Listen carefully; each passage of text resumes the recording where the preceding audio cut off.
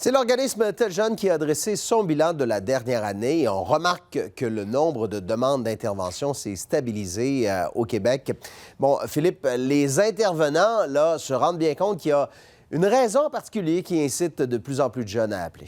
Oui, ce sont des chiffres qui se sont stabilisés, Bruno, mais qui restent malgré tout assez élevés lorsqu'on compare avec le nombre d'interventions avant la pandémie. On parle cette année dans l'ensemble de la province de près de 33 000 interventions chez Tel Jeune. Je vous rappelle, dans une clientèle entre 12 et 17 ans. Mais vous voyez la différence entre 2019 et les chiffres de 2020. Ça a redescendu, ça se stabilise. Une bonne nouvelle là, chez les gens de Tel Jeune. Ça, c'est pour la province. Capitale-Nationale, c'est sensiblement le même scénario. Des chiffres élevés, mais qui, là aussi, semblent vouloir se stabiliser. Mais ce qu'on relève du côté de Tel Jeune cette année, c'est l'augmentation de cette raison pour laquelle les jeunes décident de contacter Tel Jeune de plus en plus. Là. C'est plus de 40 des cas, autant dans la province que dans la Capitale-Nationale. C'est pour l'anxiété, la santé mentale, la santé psychologique. C'est de plus en plus récurrent, ce genre de demande-là. Du côté de Tel Jeune, on se dit, est-ce qu'on n'est pas en train de vivre encore les contre-coups de cette pandémie qui,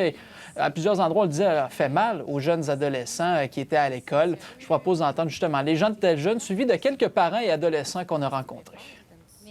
Je pense qu'ils vivent dans une société où il y a davantage de pression, bien sûr, mais effectivement que ça vient avec le côté positif d'en parler plus. Ça ne me surprend pas dans le contexte actuel. Je pense que les jeunes ont été beaucoup isolés pendant la pandémie. C'était une période, moi, je pense, très difficile. Je ne sais pas comment j'aurais réagi, moi, à leur âge. Je suis au secondaire 1, puis il y a des fois des personnes qui viennent dans nos classes pour nous dire, genre, comment faire pour être mieux. Il y a beaucoup d'interventions là-dessus souvent à l'école, donc on sait quoi faire souvent. C'est drôle, il y a une dame qui disait « ça ne me surprend pas ». Ça ne surprend pas également l'Ordre des psychologues du Québec. Ouais, la présidente qui nous disait « ça fait des années qu'on parle des problèmes d'anxiété chez les jeunes ». Et là, clairement, la pandémie, dans certains cas, est venue exacerber ce problème-là. Parce qu'il faut le comprendre, ça touche clairement plus fortement les jeunes, cette pandémie. Le fait que il leur est arrivé quelque chose d'important dans le parcours, quelque chose qui était complètement incontrôlable puis qui a duré quand même assez longtemps pour marquer une partie de leur vie. Puis comme leur vie est courte encore, c'est sûr que le recul ou la perspective est peut-être pas la même. Je dis toujours 2 ans sur une période de 15 ans, c'est pas la même chose que 2 ans sur une période de 50 ans.